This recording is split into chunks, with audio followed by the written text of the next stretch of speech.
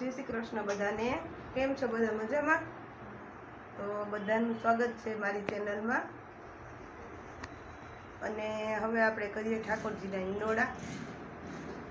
ચાલો આજે કર્યા છે ફૂલના હિંડોળા. તમને બધાને દર્શન કરાવું.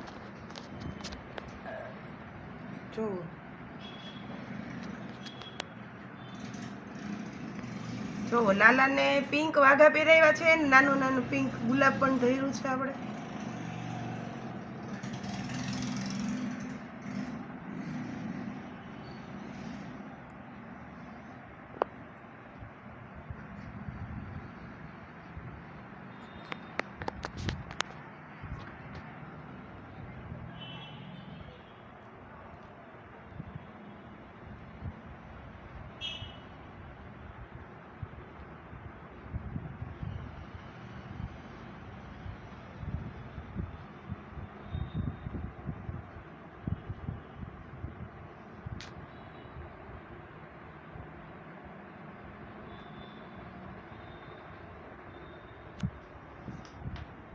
જય શ્રી કૃષ્ણ બેન.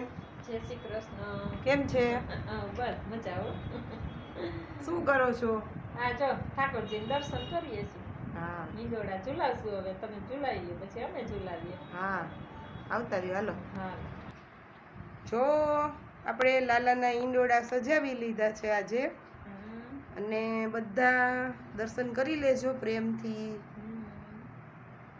જો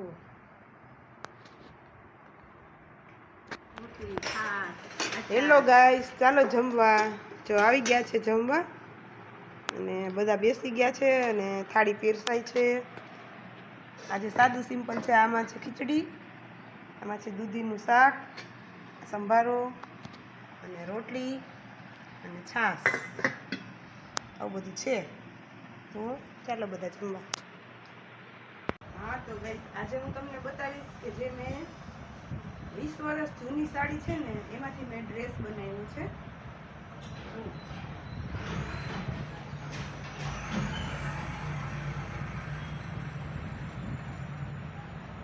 અમારી 20 વર્ષ પહેલાની સાડી છે, એમાંથી મેં ડ્રેસ બનાવ્યો છે. ઉપરનું ટૂંકું છે અને આ એનું પ્લાઝો પેન્ટ છે.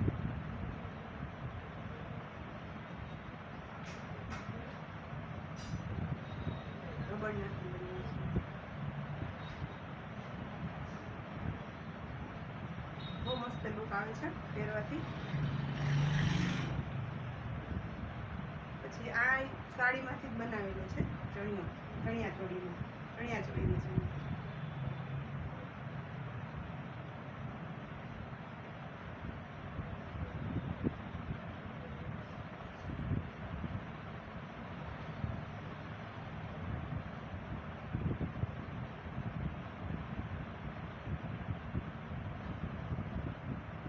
એક મેં બીજા ચણિયા ચોળી બનાવ્યા છે, એ તમને બતાવું કોટનના.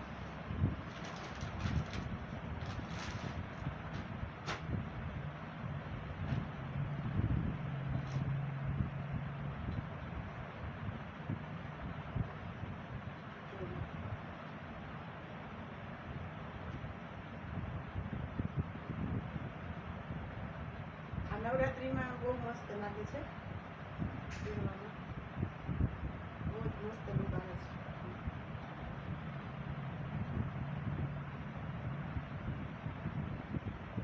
મલ્ટી કલરના કટ પીસની ઝાલર રાખી બનાવી છે.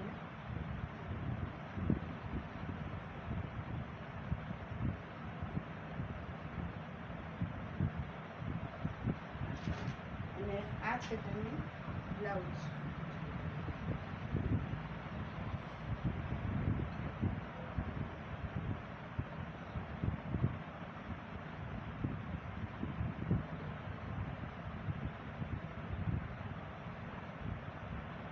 મલ્ટી કલરના કટ પીસ ભેગા કરીને બનાવેલો છે બ્લાઉઝ.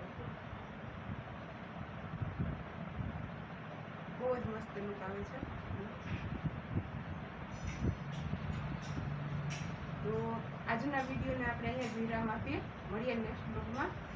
અને આ બધું ચણિયા ચોળી છે અને ડ્રેસ છે, તમને કેવું લાગ્યું તે જરૂર કોમેન્ટમાં જણાવજો.